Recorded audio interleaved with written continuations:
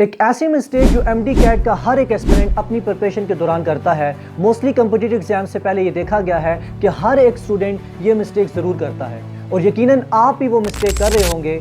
Hi, my name is Samiullah and you are watching Easy science.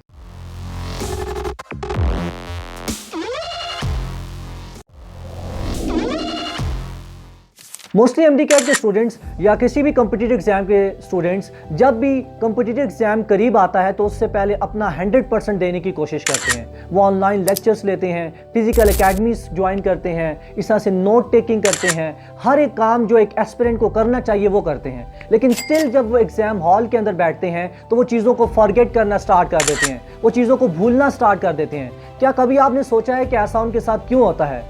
Because they are making this one huge mistake, जिसके बारे में आज इस video के अंदर हम बात करेंगे। Yes, you had it right. The biggest mistake जो स्टूडेंट्स एमडी कैट या दूसरे कॉम्पिटिटिव एग्जाम से पहले करते हैं, that is passive studying. Just वो रीडिंग करते हैं बुक से, वो नोट्स को हाईलाइट कर देते हैं, वो ऑनलाइन लेक्चर्स लेते हैं without actually testing yourself. Your brain is not a storage device कि जिसमें आप चीज़ों को रिवाइज करते रहेंगे, आप चीज़ों को रीड आउट करते रहेंगे और वो चीज़ों को स्टोर करता रहेगा। रीडिंग से काम नहीं चलेगा, रीडिंग इनफ नहीं होती किसी भी एग्जाम को क्रैक करने के लिए। सो आपको क्या करना चाहिए? Instead of reading those things, आपको खुद को, अपने ब्रेन को इस तरह से ट्रेन करना चाहिए ताकि जब अंडर प्रेशर आप आएँ, जब आप एग्जाम हॉल के अंदर बैठे हों, तो वो सारी चीज़ों को रिकॉल कर सके। जो इन्फॉर्मेशन आपने याद की होती है ब्रेन के अंदर, वो सारी उस टाइम पर आप रिकॉल कर सकें और अपने टेस्ट को अच्छे तरीके से कर सकें।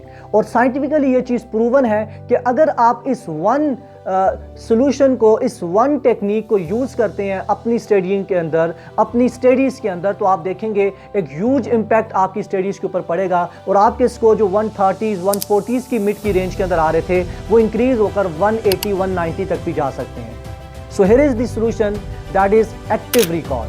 एक्टिव रिकॉल एक ऐसी साइंटिफिकली प्रूवन चीज़ है कि जिसके थ्रू ना सिर्फ आप अपनी मसल्स को इन्हांस कर सकते हैं, बल्कि जितनी भी चीज़ें आपने याद की होती हैं, मेमोराइज की होती हैं, वो टाइम आने पर आप दोबारा से रिकॉल कर सकते हैं। और यही एक ऐसी चीज़ है जो टॉपर्स एक एवरेज स्टूडेंट से डिफरेंटली करते हैं। टॉपर्स क्या करते हैं? वो सिर्फ रीड नहीं करते, बल्कि खुद को टेस्ट करते हैं, अपने ब्रेन को इस तरह से ट्रेन करते हैं कि ताकि जब भी वो अंडर प्रेशर आए, जब भी एग्जाम हॉल के अंदर बैठे हों, तो जितनी भी इंफॉर्मेशन उनने याद की होती है उसको दोबारा से रिकॉल कर सकें।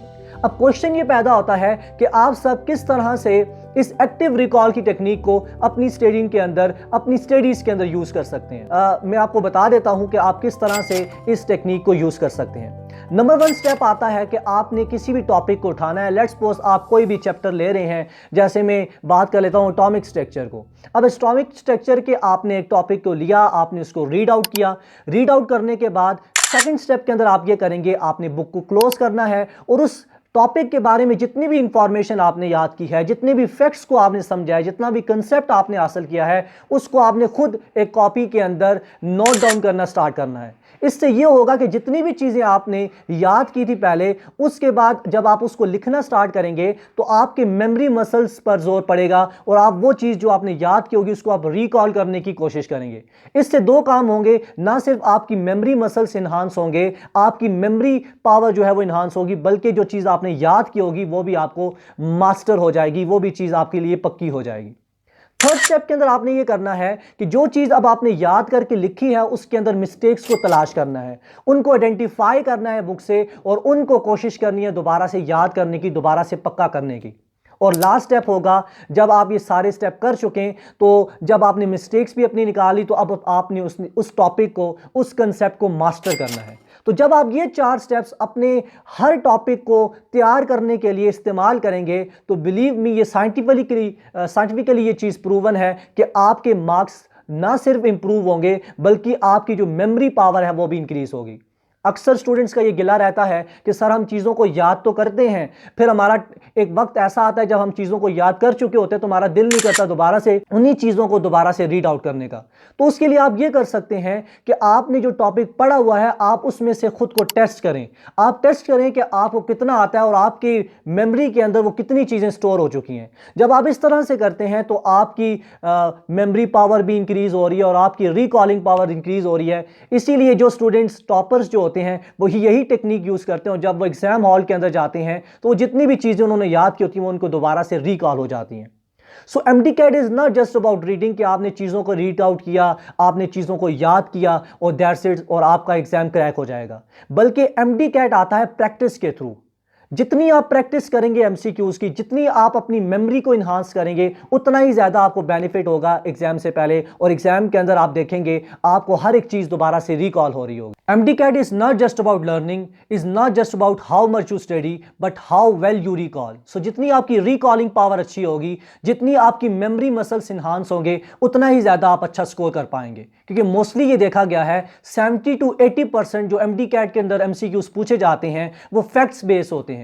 वही लाइंस होती हैं जो आपकी बुक के अंदर, फेडरल बुक के अंदर, पंजाब बुक के अंदर, सिंध बुक के अंदर, KPK बुक के अंदर लिखी होती हैं, उन्हीं को जस्ट क्या किया जाता है, वो आपसे पूछा जाता है और आपकी मेमोरी को टेस्ट किया जाता है। सो अगर आप अपनी स्टडीज़ के अंदर इस एक्टिव रिकॉल की टेक्निक को इंक्लूड करते हैं और चीज़ों को रिकॉल करना स्टार्ट करते हैं, अपने ब्रेन को इस तरह से ट्रेन करते हैं कि आप जब टाइम आए तो उन चीज़ों को रिकॉल कर पाएँ, तो आप एक ह्यूज डिफरेंस देखेंगे अपने मार्क्स के अंदर।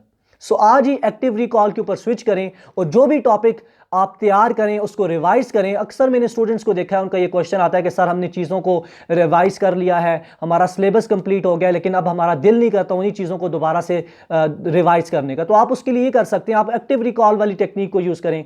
आपने जो चीज़ें तैयार कर ली हैं अब उनको आप खुद से रिकॉल करने की कोशिश करें। आप देखें कि आपको कितनी चीज़ें तैयार हो चुकी हैं।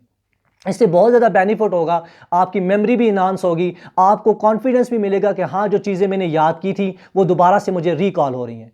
सो अभी मुझे कमेंट बॉक्स के अंदर कमेंट करें मास्टर MD CAT अगर ये टेक्निक आपके लिए हेल्पफुल होती है। सो ऐसे ही और MD CAT टिप्स के लिए इस चैनल को सब्सक्राइब कर लें, और अगर आपने वीडियो को लाइक नहीं किया तो अभी तक, तो आप वीडियो को भी लाइक कर लें। इंशाल्लाह नेक्स्ट वीडियो के अंदर एक और साइंटिफिक जो है वो टेक्निक आपके लिए लेके आएंगे, और साथ में जो लेक्चर्स वन शॉट वीडियोस हमारी इस चैनल के ऊपर रेगुलरली आती हैं इंशाल्लाह वो भी आती रहेंगी।